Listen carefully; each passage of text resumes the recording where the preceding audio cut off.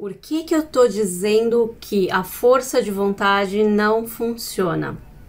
É isso mesmo, a força de vontade não funciona. Não adianta a gente pôr força de vontade, eu vou emagrecer, eu vou parar de fumar, eu vou fazer isso, vou fazer aquilo, tentando usar a força de vontade, porque ela cientificamente não funciona. Durante a maior parte do século XX, os cientistas acreditavam que para mudar o comportamento de uma pessoa, a chave para mudar os seus objetivos era mudar a sua mentalidade. Através do quê? Da força de vontade. As pesquisas eram muito focadas em tentar entender como mudar as atitudes das pessoas, supondo que a mudança de comportamento viria como uma consequência. O resultado foi uma infinidade de pesquisas científicas e uma campanha de saúde pública extensa, que resultou num monte de livro de autoajuda. Mas e daí? Qual foi o resultado? O resultado foi um monte de nada para a maioria das pessoas. Focar em objetivo e atitude só funciona para um pequeno número de comportamentos. Esse pequeno grupo de comportamentos inclui aqueles que a gente quase nunca faz, como falar em público, por exemplo. O motivo pelo qual as técnicas e estratégias mentais focadas diretamente nesse estabelecimento de objetivo não costuma funcionar é porque quase todos os nossos comportamentos são frutos do ambiente em que a gente vive. Quando você repete uma ação um número suficiente de vezes no mesmo lugar, essa ação se torna subconsciente. Quando você aprende a fazer algo pela primeira vez, como dirigir, você precisa se concentrar em pequenos detalhes, né? Você precisa colocar grande esforço em se concentrar em como muda a marcha, em como faz isso, em cada detalhezinho, né? Como a força que você vai pisar no acelerador. Mas com o tempo, a repetição por várias vezes, o seu comportamento ele se torna subconsciente. É um processo que os psicólogos chamam de automaticidade. Embora a automaticidade seja essencial para a nossa vida, né, ela também tem suas desvantagens, porque a maioria das pessoas terceiriza e automatiza o comportamento para um ambiente que contradiz os seus objetivos. É por isso que as resoluções de ano novo, os estabelecimentos de metas que a gente faz no começo do ano não funciona. Uma pessoa ela pode querer parar de fumar, mas se o seu ambiente leva ela a fumar ininterruptamente, a força de vontade ela é gasta e a pessoa fica se sentindo um fracasso, porque não conseguiu. Mas quando você terceiriza seu comportamento para um ambiente de aprimoramento dos seus objetivos, o comportamento desejado ele se torna automático e também subconsciente. A automaticidade ela funciona a seu favor. Quando isso acontece, a sua memória ativa ela fica livre para meditar, para planejar outros desafios. Você não precisa mais se concentrar no que está à sua volta. Você não precisa mais lutar para manter as aparências. Ao invés de pagar o aluguel, de viver o dia a dia, momento a momento, você pode investir em objetivos muito maiores, porque se o seu ambiente automatiza os comportamentos que mantêm o seu sucesso, a sua paz interior, então você pode fazer isso. Mas um ambiente negativo, a força de vontade é o que nós temos como bote salva-vida.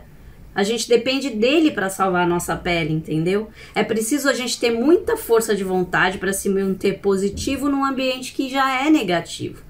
E é difícil sempre dizer não quando as pessoas à sua volta querem comer besteira ou estão comendo besteira.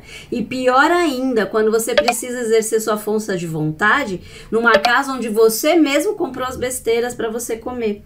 Então não compre as besteiras. Porque é um desperdício enorme de recurso mental e emocional.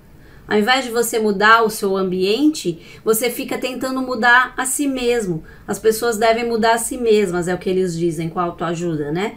Isso é um péssimo conselho.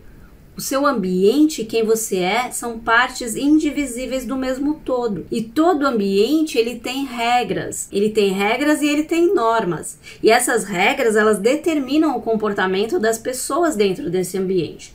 Porque há consequências em seguir ou não seguir essas regras, essas determinações do ambiente, né? Por exemplo, em alguns ambientes você pode fumar, em outros não. Em alguns ambientes você pode andar descalço, em outros não. Em alguns locais você pode falar alto, em outros não. né? Em alguns locais é aceitável dirigir pela direita, em outros pela esquerda. E assim vai. Ou seja, existem regras em todos os lugares e a gente precisa cumprir essas regras. Então, cada esporte tem sua regra, né? Que muda com frequência. E cada regra em cada ambiente pode ser escrita ou não, falada ou não. Porque nem todas são escritas, né? Elas sejam explícitas ou implícitas, as regras existem e moldam os comportamentos e as atitudes da pessoa naquele ambiente. Por exemplo, num grupo de amigos, cada grupo tem suas regras, né, que moldam o comportamento das pessoas.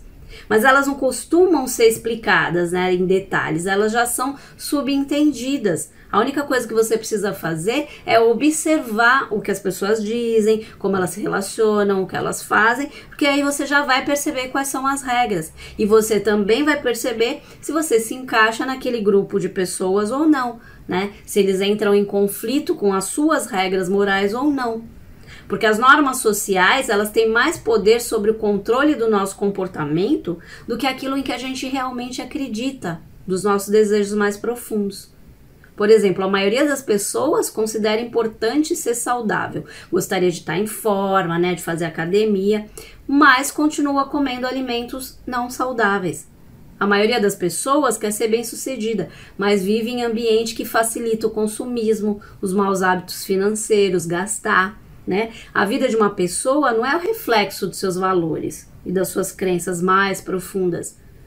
Em vez disso, a vida de uma pessoa é o produto das normas que rodeiam ela, ou seja, do ambiente. Ao permanecer num ambiente contrário às suas regras, você só tem duas escolhas. Ou você se adapta ao ambiente ruim, ou você luta contra ele por meio da força de vontade. E as duas opções são muito ruins e vão te levar para o mesmo lugar. Todo o ambiente, ele tem uma tampa. Agora eu vou dar um exemplo que eu gosto do treinamento das pulgas. Eu gosto de dar esse exemplo. Um grupo de pulgas, ele é colocado num pote. Se o pote tiver a tampa, as pulgas, elas não podem pular para fora quando elas quiserem. Mas se o pote estiver destapado, elas podem, certo? Agora, pular muito alto num que tem tampa resulta em bater contra a tampa e não é agradável. Então, assim, as pulgas se adaptam às regras e elas logo são treinadas a não pular alto. O interessante é que quando a tampa é removida, 3 dias depois as pulgas não pulam mais para fora do pote. Uma barreira mental foi feita na cabeça dela, na consciência coletiva desse grupo de pulga, né? Então ele já tem um conjunto de normas mais restritas. Não é surpresa que as novas regras e a cultura social das pulgas do pote também influenciam a próxima geração das pulgas, que também acabam desenvolvendo a mesma expectativa e também não conseguem pular mais alto do que a tampa, mesmo que o pote esteja destampado. Por quê? Então, quando as pulgas estão em contato constante com os pais e com outros seres da mesma geração dos pais, elas acabam pegando as mesmas regras desse grupo social e acabam entendendo pela maioria que elas não podem pular quando o pote tem uma tampa e mesmo quando ele não tem a tampa elas não pulam mais. Essa história das pulgas, ela vai de encontro ao entendimento da biologia convencional, né, da genética, mas ela pode ser melhor explicada com a epigenética. Bruce Lipton, né, para quem conhece, é um famoso biólogo e escritor, ele dizia que eles costumavam acreditar que um gene mutante era a causa do câncer, mas que depois da epigenética tudo isso mudou. Ele colocou uma célula-tronco numa placa de Petri e ela se dividiu a cada 10 horas. Depois de 2 semanas, milhares de células existiam nessa placa, derivadas da mesma célula-mãe. Depois ele dividiu a população de células e colocou em 3 placas de Petri diferentes. Então ele manipulou o meio da cultura para ficar equivalente ao meio celular do ambiente em cada placa. E o que aconteceu em seguida foi que, mudando apenas o ambiente, aquelas células idênticas passaram a se expressar de modos diferentes. Segundo Bruce Lipton, numa placa as células se tornaram um tecido ósseo, em outra muscular, na última adiposo. Isso demonstrou que os genes, o destino dos genes era determinado pelo ambiente e não pela genética. Se elas estão num ambiente não saudável, elas ficam doentes. Se elas estão num ambiente saudável, elas ficam saudáveis. Ou seja, a epigenética se baseia muito mais nos genes que se expressam do que nos genes que já estão presentes, né? E ela se baseia muito mais no ambiente do que na genética. E com isso a gente pode perceber que todo o nosso ambiente é que influencia todas as atitudes, todos os comportamentos e todo o sucesso que a gente pode ter. Então, se a gente conseguir moldar o nosso ambiente de uma maneira que ele traga benefícios para a gente, de uma maneira que ele esteja saudável, para que a gente não tenha recaídas, né, no processo. Ou seja, se você quer emagrecer, não compra porcaria para você comer, não deixa nada de porcaria na casa. Se você não quer fumar, não compra cigarro. Ou seja, prepara o ambiente para que ele seja inteligente para se adaptar ao que você pretende na sua vida, ou seja, a sua estratégia, porque é dessa maneira que você vai conseguir driblar a força de vontade que você não vai ter em determinadas horas que você vai precisar dela, que é na maioria do tempo, porque a força de vontade costuma acabar logo nos primeiros esforços que a gente tem.